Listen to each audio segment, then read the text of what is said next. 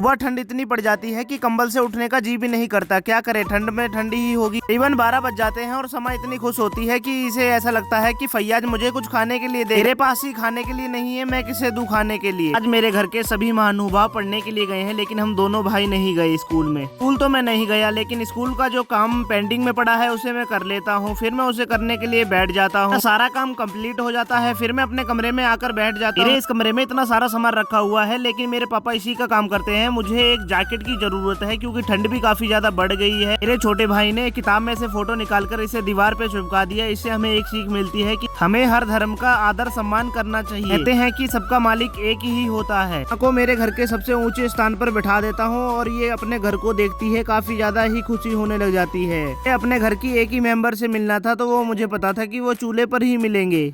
मैं आ जाता हूँ अपनी अम्मी के पास। अम्मी चूल्हे पर उदास बैठी हुई है। मैं इनके पास आ जाता हूँ, थोड़ी सी इनसे बात करता हूँ। मेरी बात को सुनकर अम्मी काफी खुश हो जाती है। मैं अपनी अम्मी से पूछता हूँ कि अम्मी तुम्हें अपने बहू का सुख कब मिलेगा। अम्मी कहती है 4 साल लगेंगे। खैर वैसे मैं अब बड़ा हो गया हूँ कि शादी करके बर्बादी होती है। क्या सच में ऐसा होता है? मेरे घर के सभी मेंबर अपने काम में लगे हुए हैं। कोई क्या कर रहा है तो कोई क्या। ये महाशय यहाँ होकर टीवी देख रही है। ऐसे भला टीवी कौन देखता है। मेरी बहन यहाँ पर मसाला कूट रही थी, तो मुझे भी मसाला कूटने का भूत चढ़ जाता है। फिर मैं मसाला कूटने लग जाता हूँ, लेकिन ये मेरे बस की बात नहीं कि मैं इस मसाले को इतना सारा कूट लूं, क्योंकि मुझे एक्सपीरियंस नहीं है। फिर में मेरे पिताजी मिठाई लेकर आ जाते हैं। फिर मैं इन सभी को मिठाई बांट देता हूँ। ये काफी ज्यादा खुश हो जाते हैं, क्योंकि इन्हें तो खाने के लिए चाहिए, कहाँ से भी आए। मिठाई को टेस्ट करता हूँ। मिठाई काफी ज्यादा ही स्वादिष्ट है। मैं मिठाई का डब्बा अपने अब्बू जी को दे देता हूँ। फिर ये यहाँ पर भी आ जाते हैं और मैं भी यहाँ से खिसक लेता हूँ मिठाई लेकर। मेरी अम्मी ने आज मेथी की सब्जी बनाई है और मुझे काफी दिनों के बाद मेथी की सब्जी खाने का मौका मिल रहा है। रात को यहाँ पर इतनी ठंड बढ़ जाती है कि हीटर लगाने की भी नौबत आ जाती है।